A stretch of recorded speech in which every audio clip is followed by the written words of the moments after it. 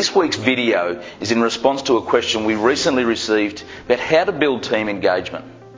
Now, most business owners would agree that team engagement is critical for a number of reasons: performance, retention, happiness, productivity, personal development, and so on. And the benefits of an engaged team are clearly evident, but the facts are that the workforce in an average business is not very highly engaged. In fact, I saw some statistics from a couple of recent studies in the US, and it showed that on average 49% of workers were disengaged, while 18% of workers were actively disengaged. That's actively disengaged. Now, those are some pretty scary numbers. But what if you could turn those numbers around and ensure that the majority of your team are actively engaged? What could that do for your business?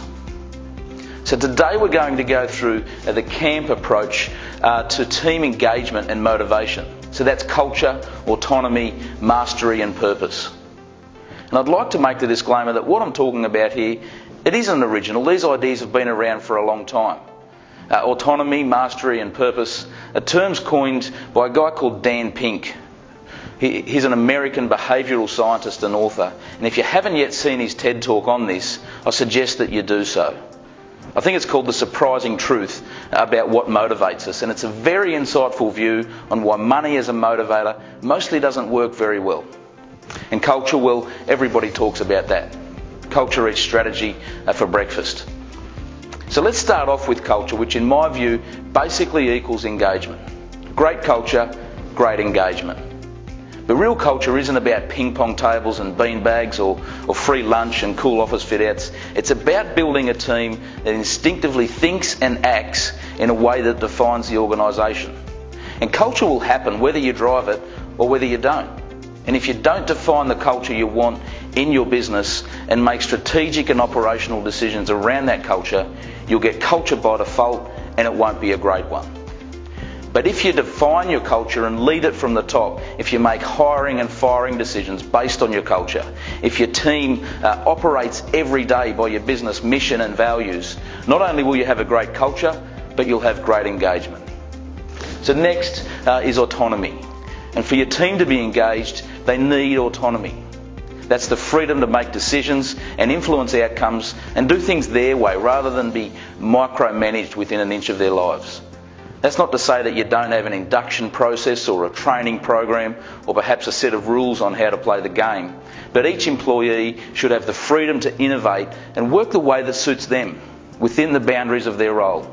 Yes, they'll make mistakes and perhaps things could sometimes be done better. But without the room to move, employees feel stifled and they won't be engaged. As someone once said, we don't hire good people and tell them what to do. We hire good people so they can tell us what to do. So then we have mastery, which in a nutshell is the chance to improve and develop and get better at something that matters.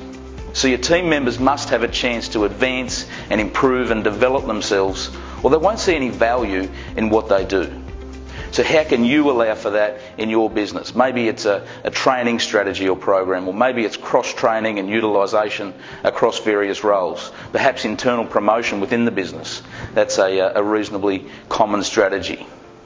But the point to be clear on is that if there's no prospect for your employees of advancement or ability to improve themselves, engagement will just go out the window. And then finally, we have purpose, which is the need for your team to feel that what they do actually matters in the bigger scheme of things. So they're a part of something larger than themselves. Purpose in a business context means that you have to get your mission right. So outside of making a profit, what is the business doing that is actually making a difference in improving people's lives or creating a great experience? And you need to be able to translate that into each role within your team.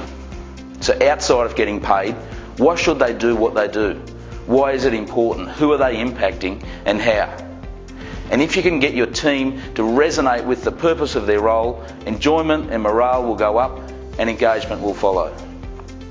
So money as an extrinsic motivator works well up to a point. Because if you don't pay your people enough, they won't be engaged. Pay them well enough and you'll have their attention for a bit at least. But it's the intrinsic motivators that are critical for real engagement, and that's what we've covered today. So culture, autonomy, mastery and purpose. Get these right and your engagement will skyrocket. And if you'd like some real world examples on how to measure and improve team engagement, feel free to reach out. And then of course we're always open for suggestions on the fresh topics for this series. So if there's anything you'd like us to cover, please make a suggestion. Thanks again, and we'll see you next week.